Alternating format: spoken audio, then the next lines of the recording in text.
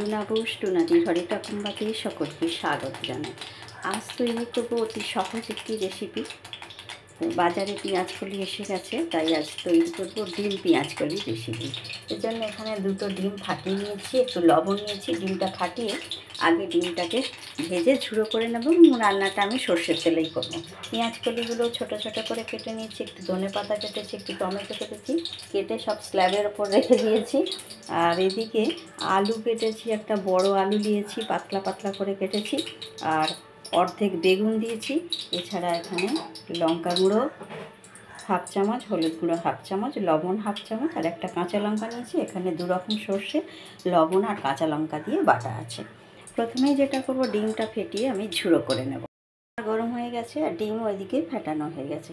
আমি খুন্তির ডাঁপ দিয়ে ডিমটাকে ফেটিয়ে নিই। এই জন্য আমার এক্সট্রা কোনো ইউটেন্সিল বা বাসন লাগে না, ওটা দিয়ে আমি ফেটিয়ে নিই। ডিমটাকে ঝুড়ো করে ভেজে নিয়ে ফিরে আসছি। খুব গরম হয়ে গেছে ধোঁয়া ওটা, তো এখানে ডিম ঝুড়ো করে তুলে নিয়ে, কড়াটা তো গরম ছিল, তাই তাতে তেল দেওয়ার সাথে সাথে তেলটা ভীষণভাবে গরম হয়ে গেছে। আলু বেগুন একসাথে দিয়ে দিলাম, দিয়ে একটু নাড়াচাড়া করে পেঁয়াজকলিটাও এর সাথে দিয়ে দেবো। কারণ পেঁয়াজের সাথে পেঁয়াজকলি ভাজতে একটু সময় লাগে বেশি, তাই আমি এর সাথে পেঁয়াজকলিটাকে দিয়ে দেবো।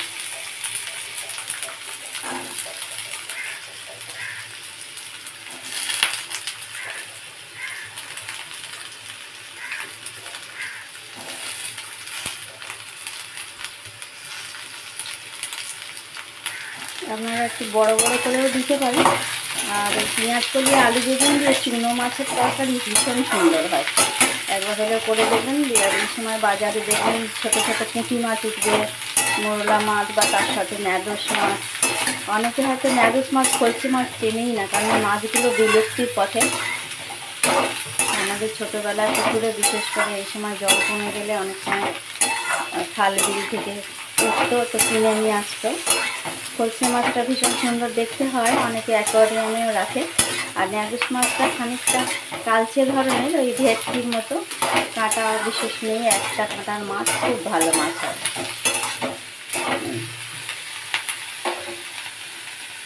একটু চাপা দেবো আমি, জাস্ট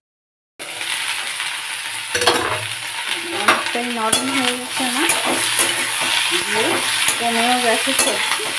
এই সময় আগে টমেটো কুচিটা দিয়ে দেবো। একটা টমেটো ছোট্ট ছোট্ট করে কুচিয়ে রেখেছি, একদম ছোট্ট ছোট্ট করে ফেটিয়ে দেবো।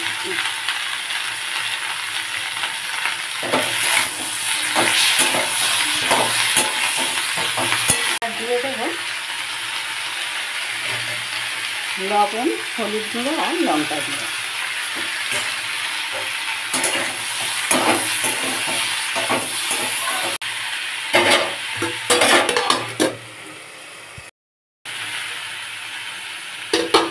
অনেকটাই হয়ে গেছে আমার, মশলা দিয়ে চাপা দিয়ে দিয়েছিলাম। এই সময় আমি দিয়ে দেবো সর্ষে বাটা। যে সর্ষেটা আমি বেটে রেখেছি, সাদা সর্ষে 1 চামচ, কালো সর্ষে 1 চামচ, একটা কাঁচা লঙ্কা, সামান্য একটু লবণ। এই সময় আমি একটু জল দিয়ে দেবো, সর্ষে বাটার বাটি দিয়ে জল দিয়ে দেবো।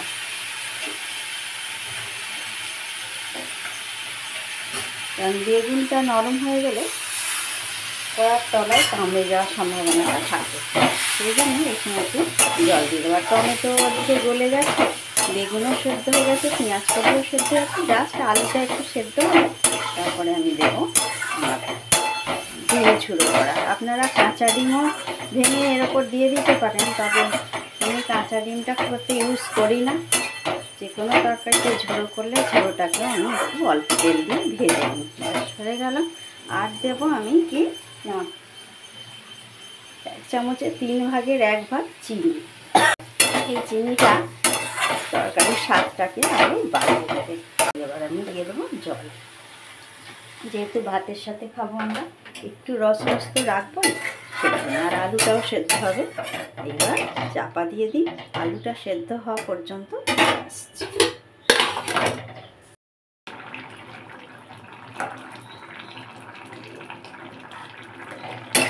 আলু বেগুন পেঁয়াজ করে খুব সুন্দরভাবে সেদ্ধ হয়ে গেছে। এবার ভেজে রাখা ডিমটাকে দিয়ে দিলাম, দিয়ে ঝুড়ো করে রেখেছি একেবারে। এইরকমভাবে যদি দেন তাহলে কিন্তু আঁশটে গন্ধ হওয়ার সম্ভাবনাটাও কমে যাবে। কাঁচা ডিমে অনেক সময় অনেকে পছন্দ করে না কাঁচা ডিমটা দেওয়া, আঁশটে গন্ধ বেরোয়। সেক্ষেত্রে আগে ডিমটা এরকম ঝুড়ো করে ভেজে তুলে রাখতে পারেন, রেখে দিতে পারেন। এবার ডিমটা তরকারির সাথে একটু ফুটে যাক, তারপরে এই সময় একটা চেরা কাঁচা লঙ্কা দিয়ে দিলাম, একটা পাকা কাঁচা লঙ্কা। বেশ সুন্দর একটা গন্ধ বেরোবে, ভালো লাগবে খেতে আরও। আর দিয়ে দেবো ধনেপাতা কুচি।